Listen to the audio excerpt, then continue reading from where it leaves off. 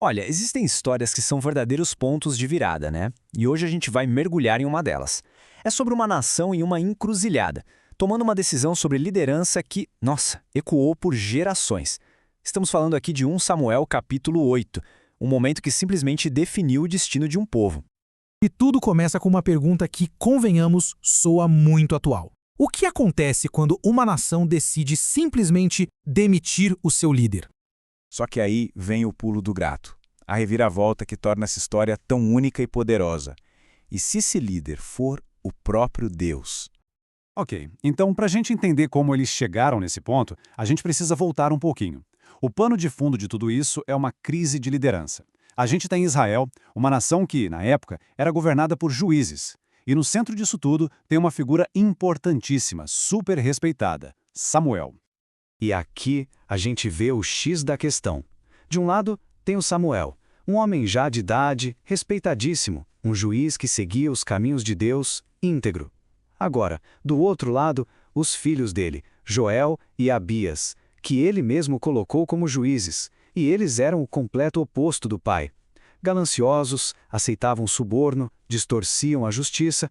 Sabe, essa falha de caráter na linha de sucessão acabou criando um vácuo de confiança, um problemão para a nação inteira. Então, com essa crise de sucessão rolando, o que acontece, isso leva direto para o nosso próximo ponto, o povo, mais especificamente os anciãos de Israel, se juntam e chegam com uma proposta, assim, bem radical. E eles não fizeram rodeios não, foram diretos ao ponto. Chegaram para Samuel e falaram na lata: "Olha, Samuel, você já está velho, e seus filhos, bom, eles são corruptos." E a solução que eles exigiram foi uma virada de 180 graus. A gente quer um rei para nos liderar.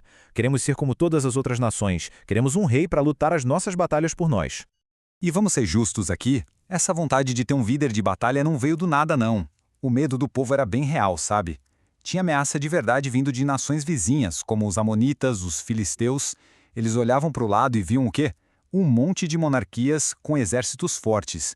E eles se sentiam, vulneráveis. Perigosamente vulneráveis. É aqui que a gente chega no verdadeiro coração da história.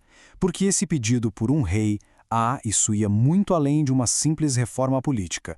Era, na verdade, uma mudança teológica fundamental. A primeira reação de Samuel?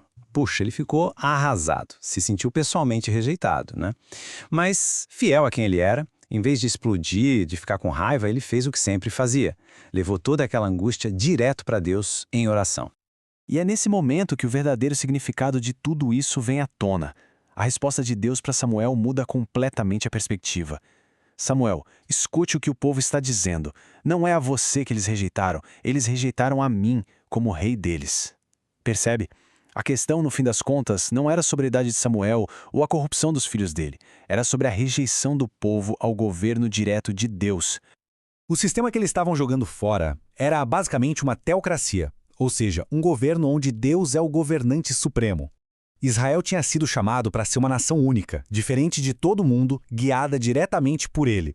E ao pedir um rei, eles estavam, na prática, trocando essa identidade especial pela vontade de ser igual a todo mundo. E então Deus concorda com o pedido. Mas tem um mas bem grande. Ele concorda, só que antes dá um aviso bem sério. Ele manda Samuel detalhar tintim por tintim qual seria o preço a se pagar por ter um rei humano. O custo real da realeza. E o aviso foi de uma honestidade brutal. O rei vai pegar os filhos para o exército, vai pegar as filhas para trabalhar no palácio, ele vai tomar as melhores terras, os melhores vinhedos e dar para os seus oficiais, vai cobrar imposto 1/10 de tudo, e o ponto final era chocante. No fim, o próprio povo se tornaria servo desse rei. Era uma descrição muito clara da passagem da liberdade para a opressão. E o aviso termina com uma nota, assim, sombria e definitiva.